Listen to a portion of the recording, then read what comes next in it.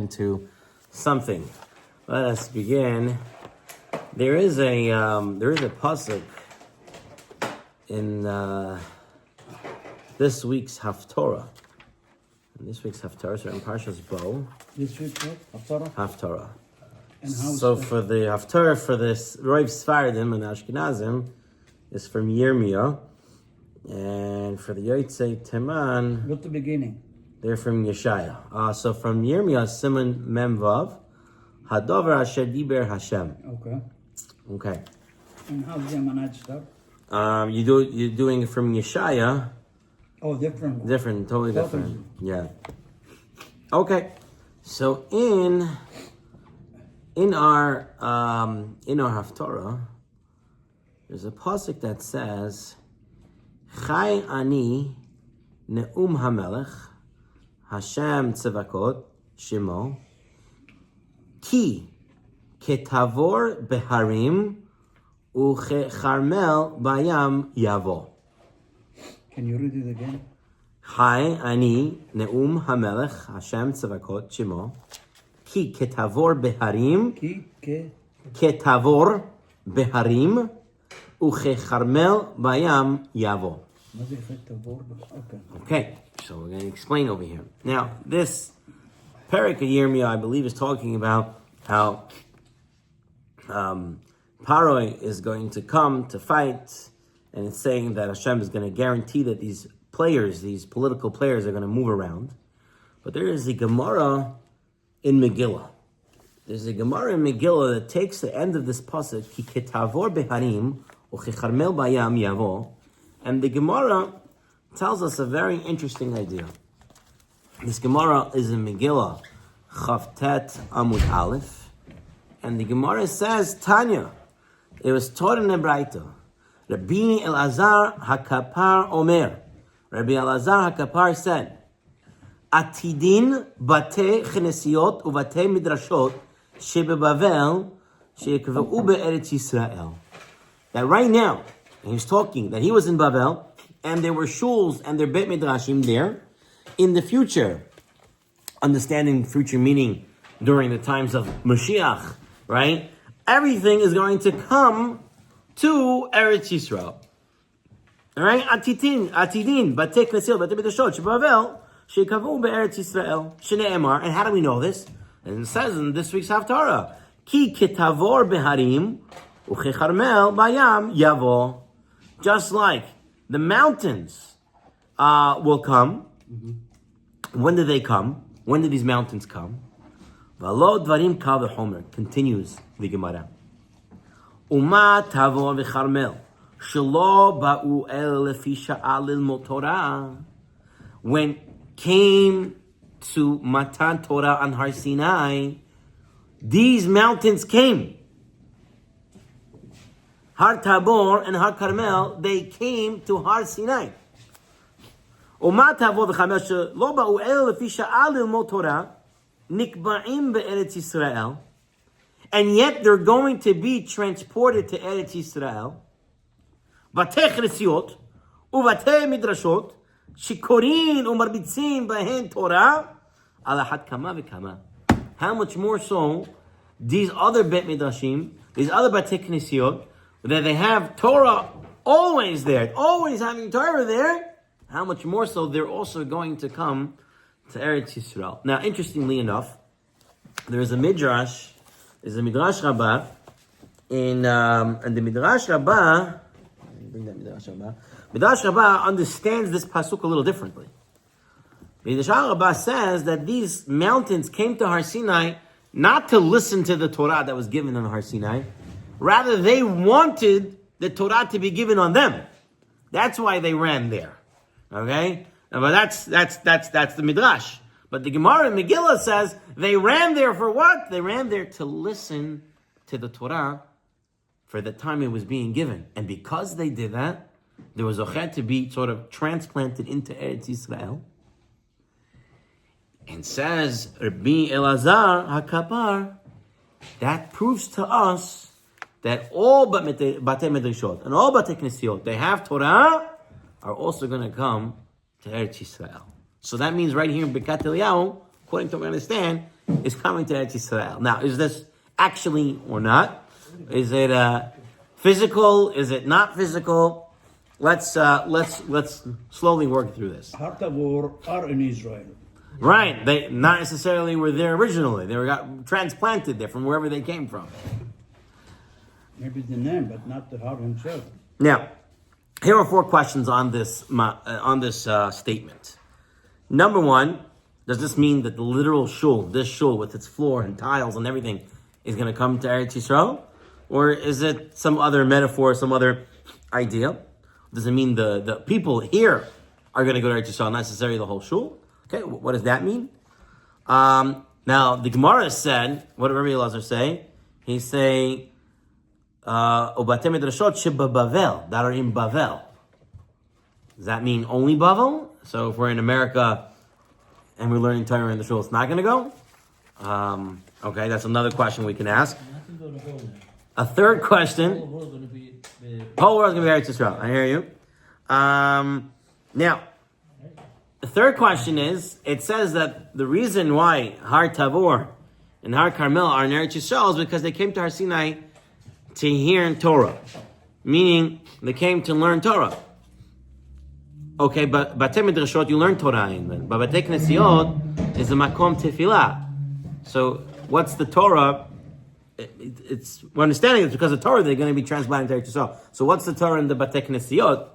And the fourth question is, what is it that is such a tremendous zechut that they are deserving to be rerouted into Eretz Yisrael? Well, what's this tremendous zechut? Why is it? Where is it? What's happening over here? Okay, number 1, the Maharsha says that it was not the actual mountain. Har Tavor, Har Carmel did not actually come. Rather, the Sar, the Malach, the Sar of that mountain came. The who? This is the Maharsha says this. No, the Malach is it? The Malach, the Sar, the spiritual representative of this mountain, so to speak. Okay. The Maharsha says, based on this, that the actual shul will not come. Right? The ruach of the shul will come. The spirituality of the shul will come, but not necessarily the actual physical. The Magen Avraham, on the other hand, clearly states that not actually the actual building, but the ground underneath the building will also come from wherever it is to Eretz Yisrael. So you have different deot, depending on who you hold of. Right? Some say, physically be rerouted, its whole building and the ground and everything with it. And some say it's just the spiritual aspects of it. The Hatam Sofer also argues and says that only the stones will move to Eretz Yisrael. Only the stones will get up and go. The Ben Yehuda, he says that every holy place, like a shul, has a spiritual airspace within it. There's a certain avir, certain ear in the shul. Avira. The Ben Yehuda says that this aspect of the shul will move to Eretz Yisrael. And the Ben Yehuda explains further. He says, we know, Chazal tell us, that Hashem folded up the entire Eretz Yisrael and placed it under Yaakov's head. How could you fold up the whole Eretz Yisrael and put it under his head? You didn't do anything in the dream. Very good. So the Ben Yehuda says that where did all the animals go? Where did all the buildings go? He says Hashem took the Aver Ruchni and placed it under Yaakov. This is the Ben Yehuda, that's the Ben Shchai. So the Ben Yehuda says it's not a physical building, it's the Aver. So you have different opinions over here, Albertai. Now, you should know that the Aver, the Avira of the shul, is something that spiritual people can feel. There's a story that the Arizal once walked into a shul somewhere, and he said, wow, the shul is maleh tefillot. They're full with tefillot over here. So the people in the shul felt good. You know, the Arizal feels a lot of tefillot. And he told them, on the other hand, it's not such a good thing. They said, why not? He says, because your tefillot are not supposed to stay in the shul. They're supposed to go up to Shamayim. It's because you guys, unfortunately, talk here and have disrespect for the shul That's why your tefillot are staying here. So there's a certain ruach, a certain avirah, a certain sense, a certain spiritual sense that's in the shul. And according to Ben Yehoyada, that is what is going to Eretz Yisrael. Now, the second question was, the Gemara said, Rabbi Elazar said, the Shuls and the Bet Midrashot in Bavel. Is it only Bavel? I think logically there's no reason to assume Bavel over anywhere else. It has to do with the Torah. Wherever the Torah is, just like the Har Carmel, Har Tavor came to hear Torah, wherever there is Torah being learned, that is, it happened to me. Rabbi Elazar was in Bavel, and the majority of Jews were in Bavel. So he said the statement as in, but they can see out Shil Bavel, they're going to go up. So it's Lav Dafka only Bavel. Now, the third question was, what Torah is going on in the Batei Knesiot, which is strictly makom for tefillah, for prayer. The whole schut seems to be a Torah schut, right? Because of Torah, you're going to be replanted. What is the schut of Torah in the Batei Tefillot? So much so they explain, some Mefarshim explain that it says Yaakov Ishtam Yoshev Ohalim. Why is he in 2 tents? Why is he in more than 1 tent where the guy can't sit in one place? Why is he jumping into one place and another place? So some Mefarshim explain he needed at least 2 tents. Why he needed 2 tents? He had his Bet Midrash where he learned Torah, and then he had his Makom Tefillah. Then he had his Bet Knesset, which was a separate tent. So, he went from one to the other. Michael Chayil. So he... The one that did Avner and the one he was... So, that's what they said about Yom. There's some shuls, there are old-time shuls, that they said that there are gabbayim that say, don't learn here. We don't want you to learn here. They kick you out of the shul. Right, it's a Bet Knesset. It's a true Malkam Tefillah. So to that point, so why did Rabbi Elazar say that even a place that you daven, that's also going to go? Where's the Torah there? So Rami says, beautiful. You have Kriyat HaTorah. Kriyat HaTorah is, in essence, a Ma'amad HaTorah. It's Matan Torah again. Every time the Torah is coming out and being read, it's as if you're having Matan Torah. And a person has to take it seriously. It's that time. So that learning applies. Also, I think Parsha, a lot of our tefillah are actually, Rabbi Shmuel Omer. You have Ezu Makoman. You have all these different parts that are all learning parts, really, right? Kriyat Shema is part of Tanakh. It's also Torah learning. So there is Torah learning in the Bet Knesset. So therefore, there was Zoicha to go into Eretz Yisrael, to be rerouted, replanted into Eretz Yisrael. Now, why Dafka Torah? And why Eretz Yisrael? What's going on over here? We have to understand the Talmud Torah Keneged Kulam. In fact, there is a Gemara in Ketuvot, Kufir Aleph, Amud Bet. The Gemara says, Kol mishtamesh ba'or Torah, or Torah mechayehu. V'chol she'en mishtamesh ba'or Torah, en or Torah mechayehu. It's only a person who learns Torah is going to have Tchiyat HaMetim. A person that could be doing Chesed all day long, the Gemara says he does not get Tchiyat HaMetim. Does not get Tchiyat HaMetim. Doesn't come back. No resurrection of the dead. You have to learn Torah. Right? The Hafetz Chaim points out, he says, you didn't have the Malach of Esav, right? Didn't come to this Satan, this Yetzer Hara, didn't come to fight Avraham Avinu. Didn't come to fight Yitzhak Avinu. He only came to fight Yaakov. Why? Abraham is Hesed. Do Hesed all day long, no problem. Yitzhak, Gevurah, Din, Emet. Yaakov is Torah. When it comes to Torah, that's where the real fight is. Because that is eternity. And the Yetzer Hara doesn't want you to have eternity. The Yetzer Hara doesn't want that. So he puts up the biggest fight there. Therefore, the only way a person is going to have Tchiyat HaMetim is by learning Torah. He says over here that the Haim says, Learning Torah, it means everything, not just Torah. Torah learning. Everything is Torah. Whatever learning you're doing, that's Torah learning. Okay. He says, imagine, you walk into a Beit Midrash, and you have there Chavutah. A Chavutah shah, people are learning together. That already brings up the Aver of that Beit Midrash. People who walk in there, it already changes. It is already a different feel. It's not the same when no one, it's a whole different feel there. We see that the Zechut of Torah is so strong that a Makom Torah cannot possibly stay behind in the exile. The actual building, the stones, the floor, which absorb the limud of Torah, they all come along.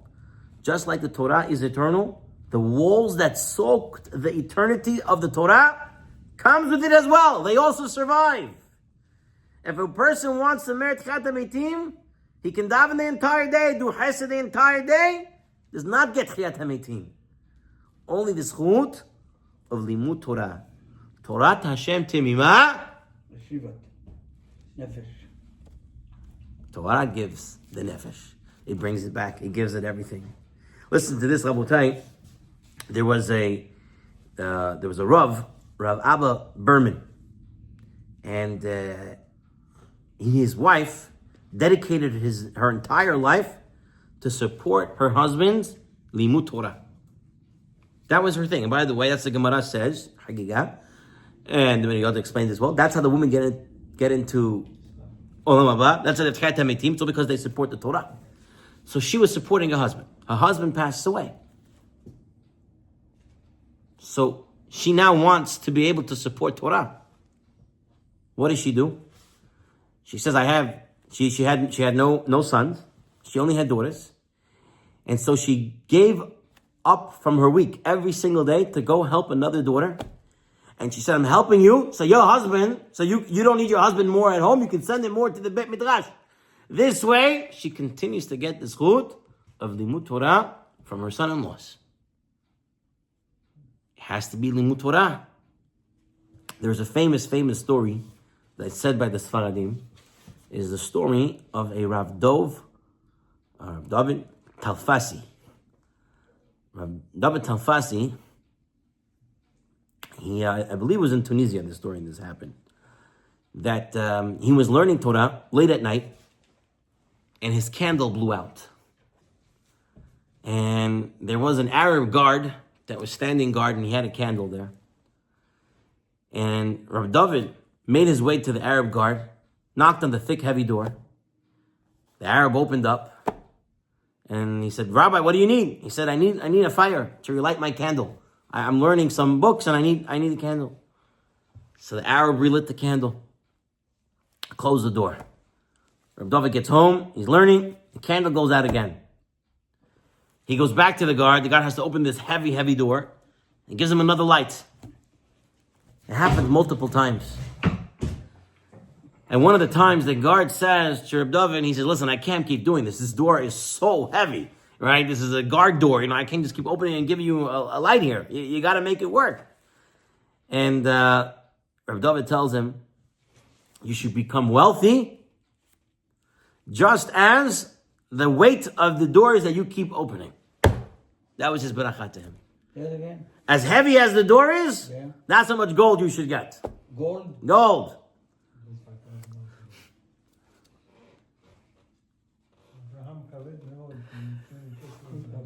It was a very heavy door. The story goes that, that was the last time he got the light, everything managed. Years passed.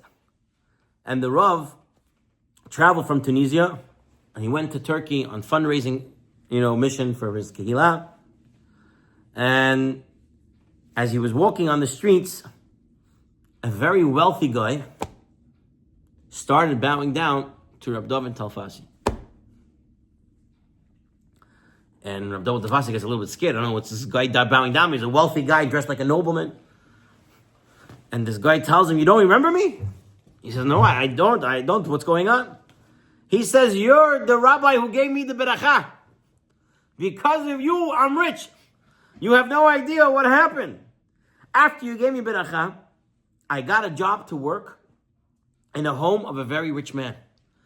And the rich man told me that he had a vault in his house. And he made me go there, but he used to blindfold me and take me with him, and I would work with him in there, and he blindfolded me on the way out. And he told nobody about this vault. Not his children, nobody. And he died. A few weeks after I started working with him, he died. And his kids didn't want to keep the house. They said it's worthless, it's nothing. I scraped together whatever money I have. I bought the house. And for a long time, I couldn't find the vault. And I prayed in your God's name that he promised me, the rabbi promised me money. And he said that day that I prayed like that, I somehow found the vault, and it had so much money in there. I took it all and I left Tunisia and I came to Turkey, and I'm living as a rich man here. And it's all thanks to you, Rabbi. And he gave him all the money that he came to collect. And when the Rav came back to Tunisia and told over the story, he said, if this is the reward for a person who opened a heavy door for the sake of Torah, can you imagine the reward we will receive for learning of the Torah itself? Yeah, Rabotai, what a very, very important lesson over here. Torah is paramount. There is nothing in this world better or greater than learning Torah. A person has to put all his efforts in finding the time and finding the ability to learn Torah in its full length and breadth that Hashem wanted you to learn it in. All right, that's one idea. Let us move on to another idea from this week's Parsha. In this week's Parsha... That idea comes from the Haftarah or from the Haftarah, yeah, from the Haftarah, correct. In the Haftarah, in the Parsha, we find a famous incident, which is Lo Yecheratz Kelev Lushono. Right? When the final Makkah, the death of the firstborns would come, the dog was not going to make any sounds. So, first of all, what sounds do dogs make? So the Gemara in Bava Kama tells us, when dogs bark, that means the Malach HaMavet, the angel of death, has come to town. So when they start barking very, crazily, that means the Malach HaMavet came to town. When dogs laugh, now I'm not an expert to tell when they're laughing and when they're barking. Anyone? They said before earthquakes, the animals are going. Right, they have a certain instinct that they can tell certain things, right? Right. Hashem gave some animals instincts to know what is to come in the future. A rooster can sense changes in times and crows. Scientific books have identified animals that know when it's going to rain. Dog can sense when something bad is coming, as well as when something good is coming. In fact, I want to read to you, it's not so well known, this midrash. like what? Good. Okay? There's a midrash in Midrash Rabbah, Bereshit, 59:12. I want to read to you this midrash, which I find a fascinating midrash, just so we have to translate it correctly. It says in midrash, Amar Rabbi Huna. Rabbi Huna says, B'sha'ah she'adam holech likach isha. At the time that a person goes to get married, he's going to get a wife. V'shama kal kalbaya menabihim. And he hears dogs barking. Hu mitzit ma'inun omrin. He should listen to what they are saying. And says Rashi, Kalaymer, afilu ayidei kalavim yochel adam lenachesh kederech sheyeh Eliezer menachesh be'etza et hashoevet. That just as Eliezer was able to tell when Rivka came, so too a person can tell if this woman is a good wife for him by listening to the dogs.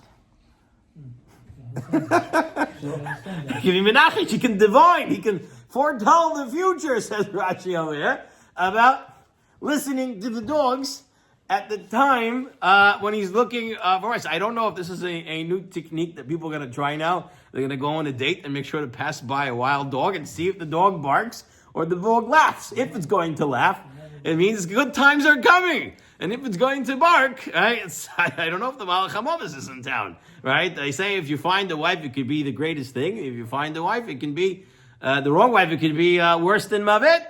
So somehow, perhaps the dog is the fortune teller over here. Some Mefarshim say don't take it too literal that it is the dog that is going to divine for you whether it's good or not, but rather.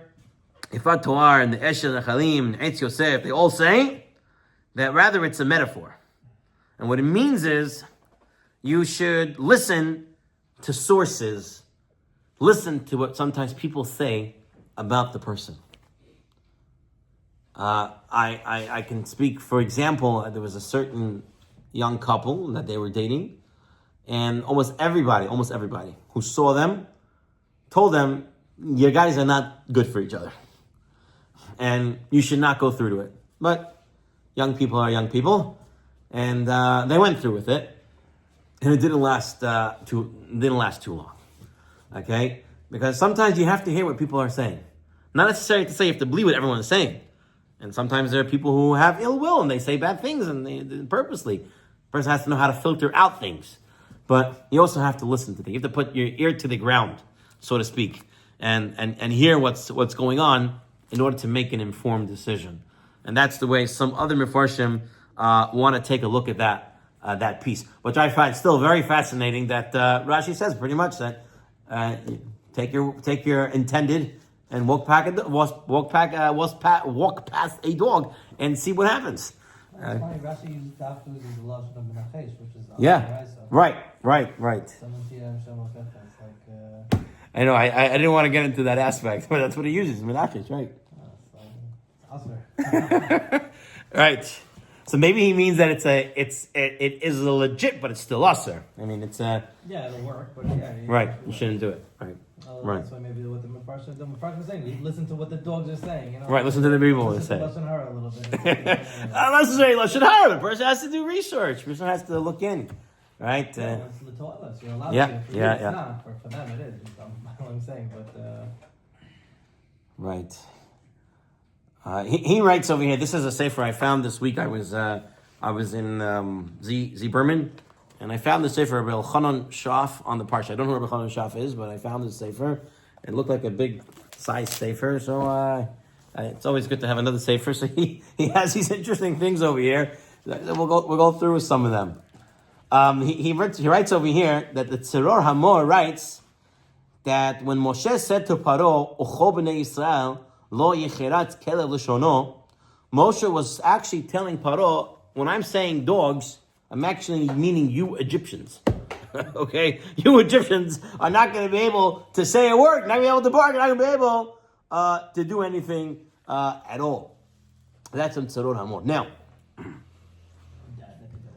there was a Talmud who came over to Rav Yitzchak Hutner, and he asked Rav Yitzchak Hutner, and he said to him, the Pachad Yitzchak, I need a deeper meaning of what this means, that no dog barked during the plague of the firstborn. Don't what? No dog barked. No many sounds. So I also saw this pshat once from the Znaim L'Torah. Znaim L'Torah is written by Soretsky, right? Sorotskin, right? Sorotskin. So Znaim L'Torah also he writes this on the Mechir Kelev, the money of a dog that you're not supposed to donate to the Mikdash. Right? So what's so bad of the dog? What's wrong with the dog? So he writes over here that the dog's trait is brazenness. Chutzpah. Azut panim. He's a very... what's his chutzpah? What's the dog's chutzpah? I think I saw once. They're immoral animals. There was a man, he had a bear coming to his house, I think.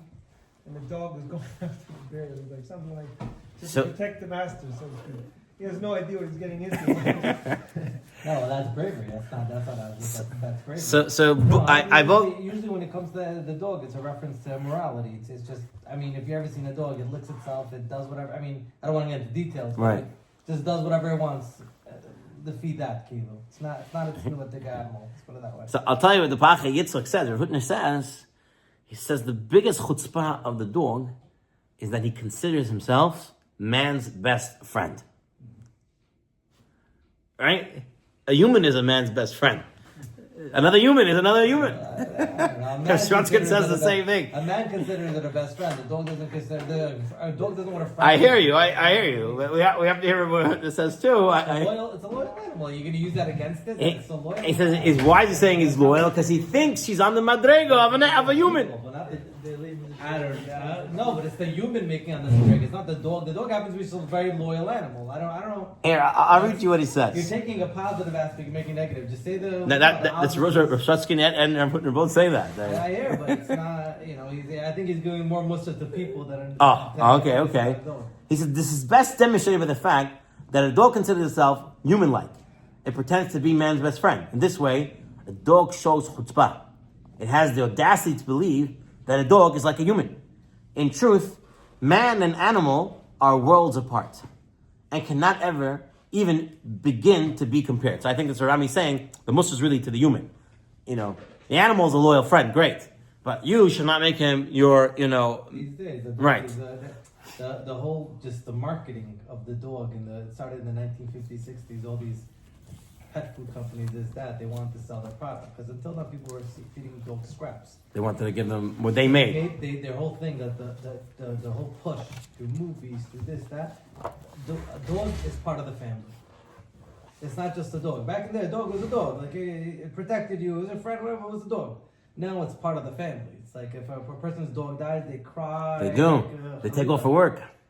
They take off from work for it. It's like a week. Yeah. Now, Rav Belsky adds on to this idea.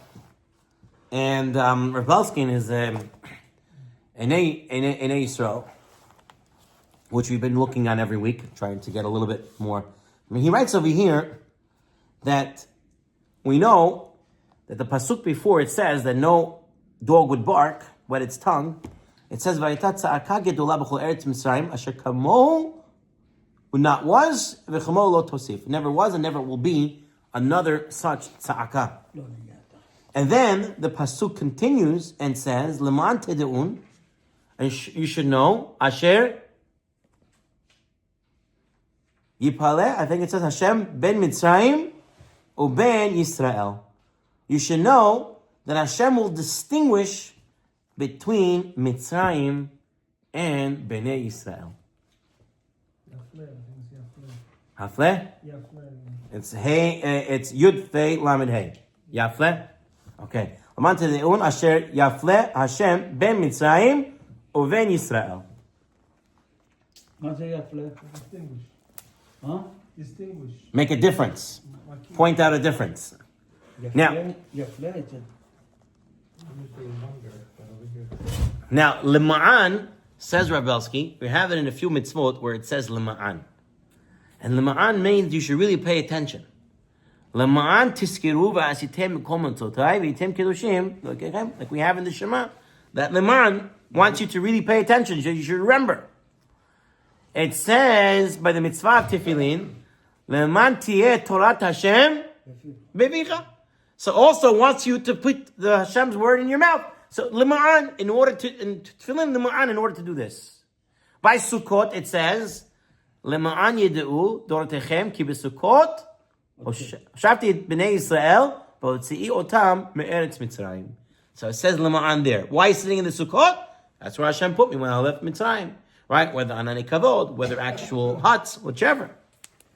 So says Rav Belsky, the same idea has to be brought out when it comes to this pasuk, where it says Lema'an tedeun. It's something you have to remember always, that there's a huge difference between a goy and a Jew. They are not the same. Even though they eat food, we eat food. We go to the bathroom, they go to the bathroom. We go to work, they go to work. We look very similar. We do a lot of similar things. We wear a funny hat. They wear different funny hats. Everybody's wearing something funny, right? I have a beard, some of them have a beard. So, you might want to get confused. No. You have to know. You have to know forever. There is a huge difference between Goyim and a Jew. And what happens if a person forgets this lesson, says Rav Belsky? Then what happens? K'ma'aseh eretz Mitzrayim. Asher yeshavtem ba lo ta'asu. K'ma'aseh eretz Kenan she'ani mevi etchem shama lo ta'asu. U'chukotehem lo telechu. How could a person even get to those? How can he get to doing these disgusting things that the nations of the world did? How? When he sees no hevdil, no difference between him and them. The only way for a person to do this is he says, I'm a Jew. I don't go there because I'm a Jew. I don't do this because I'm a Jew. I do this because I am a Jew. And he keeps that idea in his mind at all times. Rabbi Galinsky shares a beautiful story to put this into perspective. He says that there was once an eagle that couldn't find any prey, any food to eat. He was, in a couple of days now, he's looking. He couldn't find. He knew that in the city, they have garbage dumps. And in the garbage dumps, they usually have some scraps, some food left over. So the this eagle decided he was going to go to the city, but he has no choice. He's hungry. He gets to the garbage bin, and as he's rummaging around for food, there was there a rooster that made his little house over there. The rooster gets out, and he sees the eagle inside the bin. He's thinking to himself, wow, me and the eagle, we're eating from the same place. So, as the eagle is putting his head inside there, eating from the garbage bin, the rooster comes right next to him and starts eating as well. The eagle, the king of the birds, sees this rooster here. He starts ruffling his feathers, pushes him off. The rooster gets right back up. The eagle says, listen, he's thinking to himself, I can't sit next to this guy. Me and him are 2 worlds apart. So he takes some of his food and he jumps up to one of the roofs nearby and he's eating his food there. The rooster says, listen, this guy came to my house. He's eating from my trash, my stuff. And if he goes up there, I can also go up there. Takes some food and struggles, and he finally makes it on top there. And he sits there and he turns to the eagle. He says, listen, what are you running around for me? We're the same. We're all eating from the same place. I welcome you to my casa. Don't worry. And the eagle tells him, me and you are nothing alike. Stretches out his wings and soars off into the skies. At that point, the rooster is not able to follow the eagle. Says Rabbi Galinsky, it's the same idea. Unfortunately, sometimes we have to get into the gutter. We have to get dirty, we have to get our hands dirty, we have to get our bodies dirty, we have to do different things to live in this life. The Halacha that requires us to make parnasa, requires us to go certain places.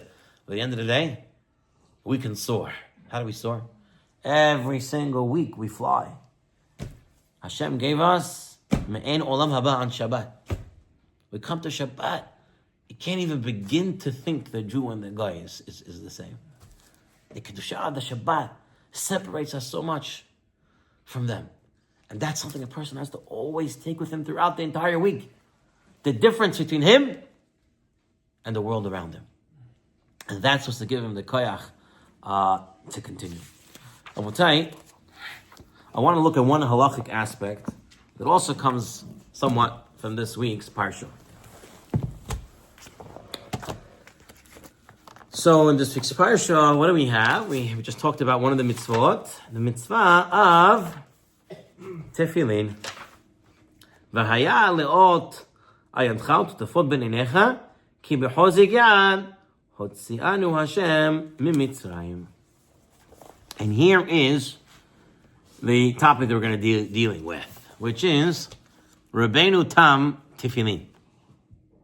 So, Halacha, we all know that Rashi, tefillin that we call Rashi, which is also the opinion of the Rambam, and what the Shulchan Aruch brings down, that is the tefillin that we're supposed to be wearing, right? Halacha. Rashi. Rambam. It's the same Rashi's opinion, same as the Rambam's tefillin. It just became known as Rashi. But there also is another tefillin that is very popular amongst Sfaradim and Hasidim, is the tefillin of Rabbeinu Tam. And so number one, we have to define what is the difference between tefillin Rashi and tefillin Rabbeinu Tam. And I think more than that is, how does this difference, when did this difference start? When did it begin historically? Which is very interesting. The Ben Ish Chai writes that this difference is from the times of Moshe Sinai, that they always wore two tefillin. It was always that way, says the Ben Ish Chai. And he says his proof is from the Gemara that says that there's makom to wear two tefillin on the person's head. And so, according to Ben Ish Chai, it was from the beginning of time, when tefillin was given, it was always meant to be worn as two. And many argue with this idea, because the Pashtas, the Gemara seems to be talking about one tefillin, always talking about one pair of tefillin, and not two. In fact, many halachic sources view it as either one or the other. Right? It's not.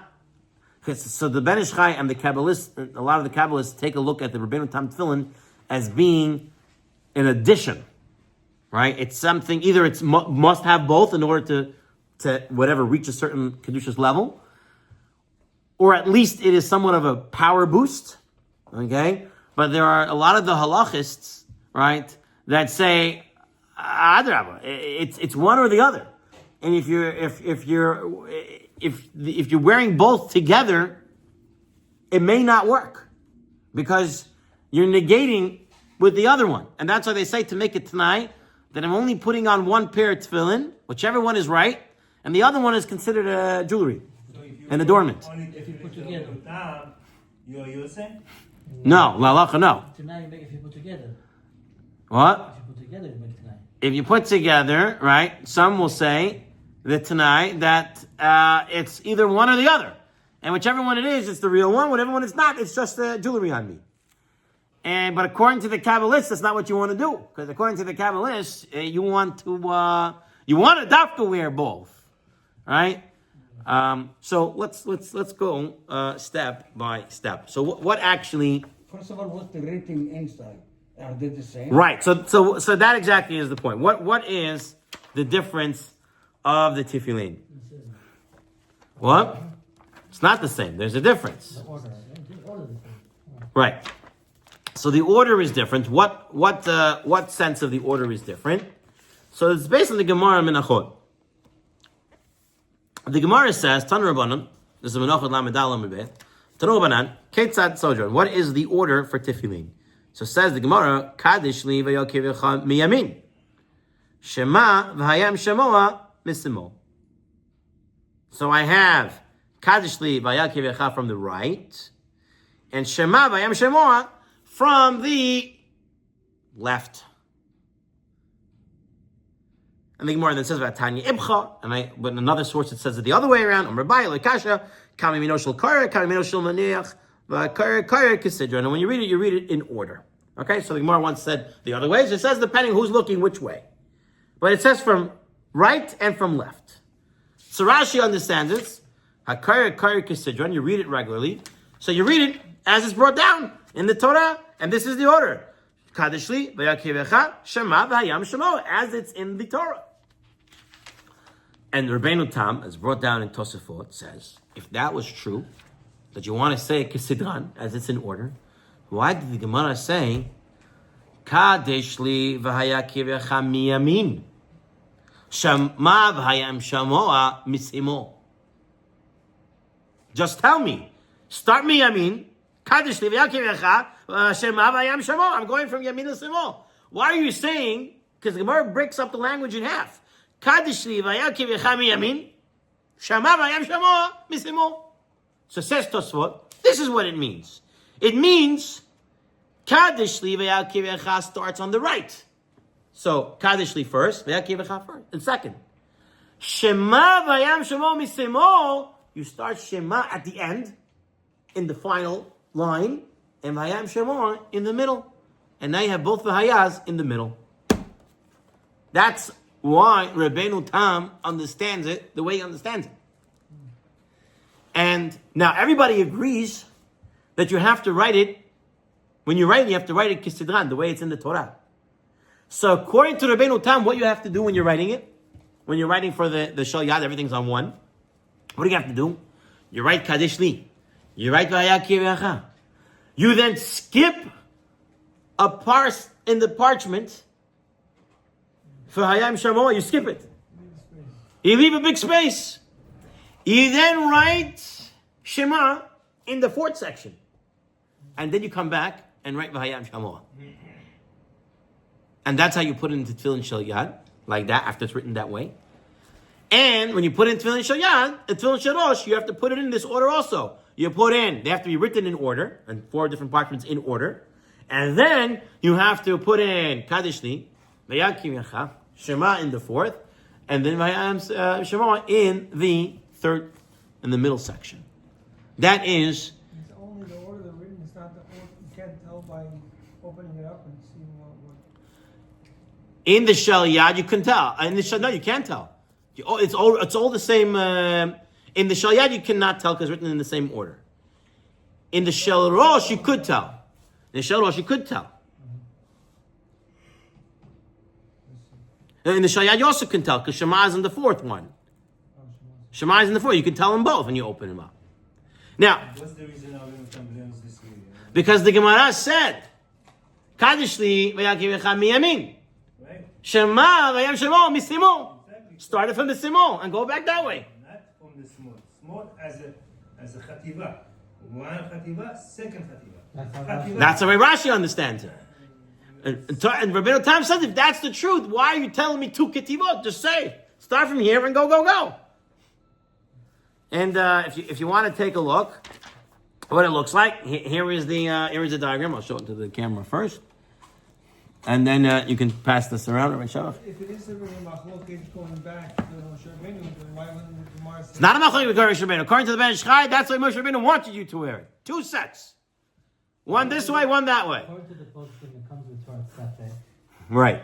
And according to the Kabbalists, it comes... Rami, you can pass down the picture. Like in other words, there's 2, the Rabbeinu Tam is Mashiach and Rashi is Galut Kilu. That's how Kabbalists are.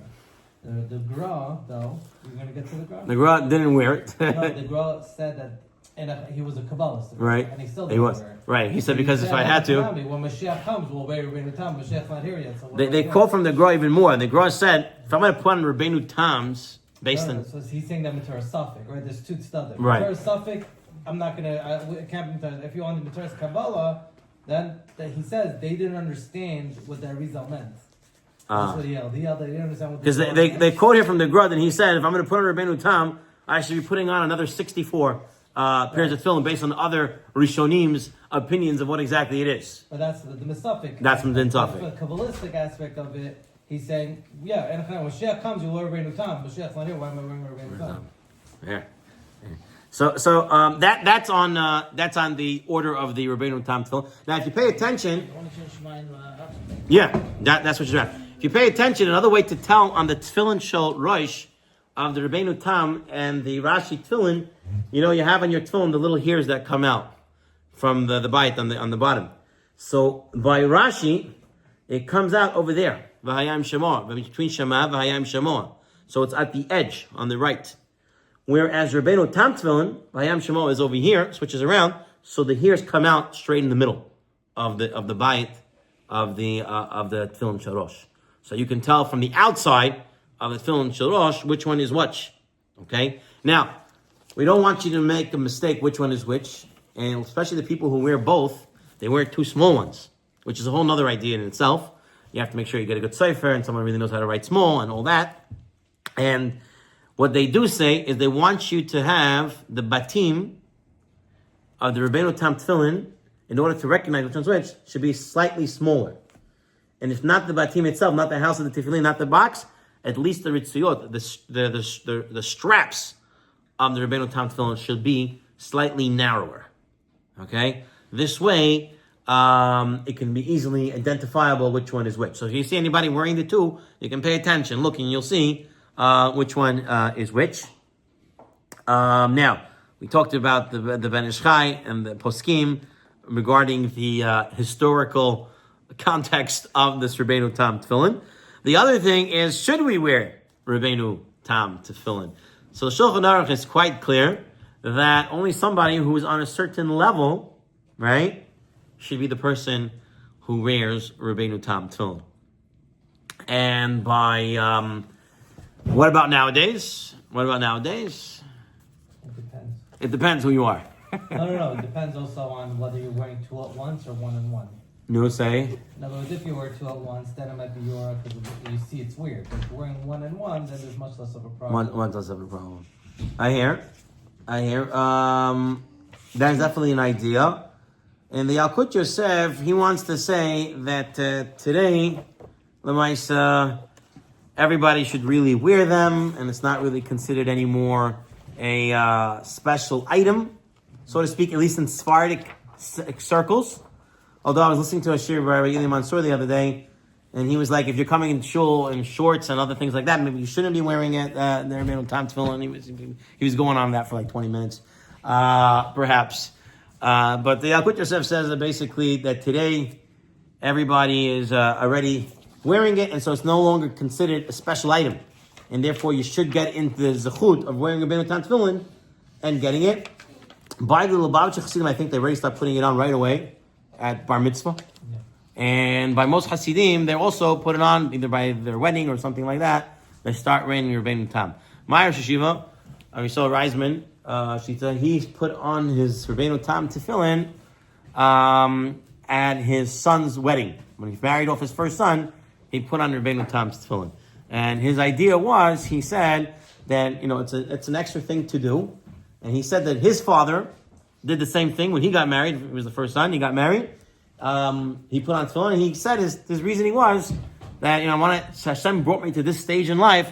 I want to do something, extra, so to speak. And the next one is Shemu Shara. I don't know what he did afterwards, but that's when he started putting on Rabbeinu Tam tefillin.